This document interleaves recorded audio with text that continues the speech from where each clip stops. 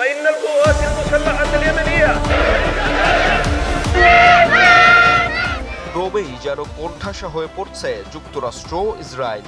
ইরানের ওপর হামলা করতে গিয়ে যেন খাল কেটে কুমির এনেছে। ইরানের ক্ষেপণাস্ত্র হামলায় যখন শত্রু দেশগুলো ধরাশায়ী, ঠিক তখনই লেবানন আর ইরাক যেন দেখাচ্ছে মধ্যপ্রাচ্যে ইরান জোটের সক্ষমতা। আবার এর সাথে শনিবার সমরে ইরানের সাথী হয়ে নতুন করে যোগ দিয়েছে ইয়েমেন। একে তো ইরানের হামলাতে মুখ থুবড়ে পড়েছিল যুক্তরাষ্ট্র, ইসরায়েল সহ মধ্যপ্রাচ্যের সৌদি আরব, কাতার, বাহরাইন, আমিরাত সহ অন্যান্য দেশ। এবারে ইরানের প্রতিবেশী দেশগুলো যুদ্ধের সহযোগিতা বিশ্ব ভূরাজনৈতিক সমীকরণের চিত্রই বদলে দিতে যাচ্ছে।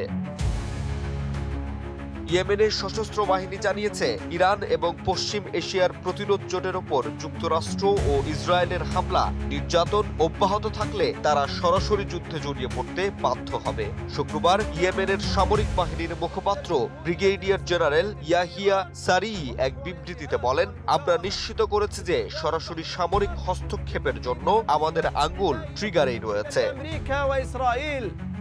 বিবৃতির পরই শনিবার ভোরে ইসরায়েলি সামরিক বাহিনী জানিয়েছে, তারা ইয়েমেন থেকে একটি ক্ষেপণাস্ত্র উৎক্ষেপণ শনাক্ত করেছে। যুদ্ধ শুরু হওয়ার পর এই প্রথম ইয়েমেন থেকে কোনো ক্ষেপণাস্ত্র উৎক্ষেপণ করা হলো। অন্যদিকে ইরান সমর্থিত হুতি বিদ্রোহীরাও হুঁশিয়ারি দিয়েছে শত্রু দেশগুলোকে, এই যুদ্ধে হুতিদের যোগদান একটি বৃহত্তর আঞ্চলিক সংঘাতের সম্ভাবনাও বাড়িয়ে দিচ্ছে।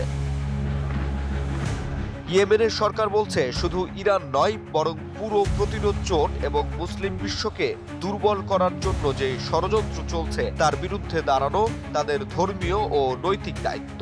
ইয়েমেনি বাহিনীর দাবি, তারা আঞ্চলিক দেশগুলোর সঙ্গে একাত্ম হয়ে আগ্রাসীদের বড় ধরনের পরাজয় ঘটাতে চায়। ইয়েমেনের সামরিক বাহিনী বলছে, মুসলিম উম্মাহর অংশ হিসেবে তারা যে কোনো মুসলিম জনগোষ্ঠীর ওপর মার্কিন ইসরায়েলি আগ্রাসনের মোকাবেলা করবে।